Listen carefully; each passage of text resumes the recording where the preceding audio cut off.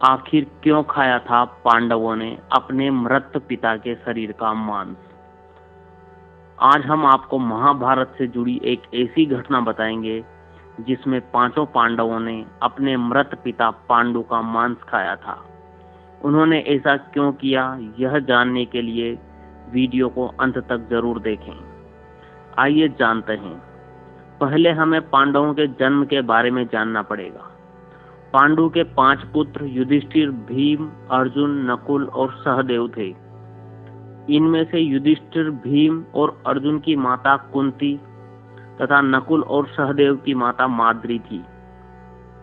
पांडु इन 5 पुत्रों के पिता तो थे, पर इनका जन्म पांडु के वीर्य तथा संभोग से नहीं हुआ था, क्योंकि पांडु को श्राप था कि जैसे ही वो संभोग करेगा उसकी मृत्यु हो जाएगी।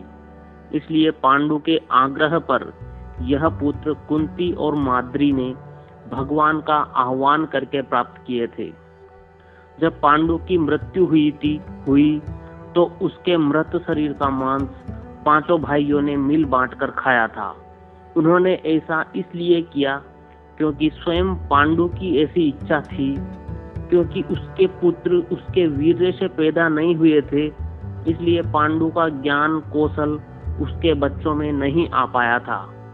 इसलिए उसने अपनी मृत्यु पूर्व ऐसा वरदान मांगा था कि उसके बच्चे उसकी मृत्यु के पश्चात उसके शरीर का मांस मिल बांटकर खा ले, ताकि उसका ज्ञान सभी बच्चों में स्थानांतरित हो जाए। पांडवों द्वारा पिता का मांस खाने के संबंध में 2 मान्यताएं प्रचलित है। प्रथम मान्यता के अनुसार मांस तो 5 भाइयों ने खाया था, पर सबसे ज्यादा हिस्सा सहदेव ने खाया था, जबकि एक अन्य मान्यता के अनुसार सिर्फ सहदेव ने पिता की इच्छा का पालन करते हुए उनके मस्तिष्क के 3 हिस्से खाए। पहले टुकड़े को खाते ही सहदेव को इतिहास का ज्ञान हुआ, दूसरे टुकड़े को खाने पे वर्तमान का, और तीसरे टुकड़े को खाते ही भविष्य का ज्ञान प्राप्त हुआ। यही कारण था कि सहदेव 5 भाइयों में सबसे अधिक ज्ञानी था, और इससे उसे भविष्य में होने वाली घटनाओं को देखने की शक्ति मिल गई थी।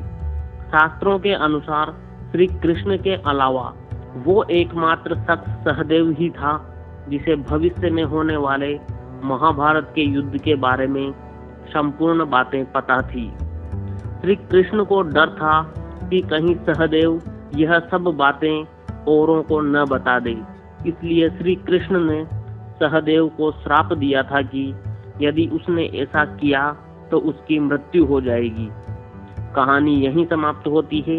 ऐसी ही और इंटरेस्टिंग कहानियां सुनने के लिए चैनल को सब्सक्राइब जरूर कर लें।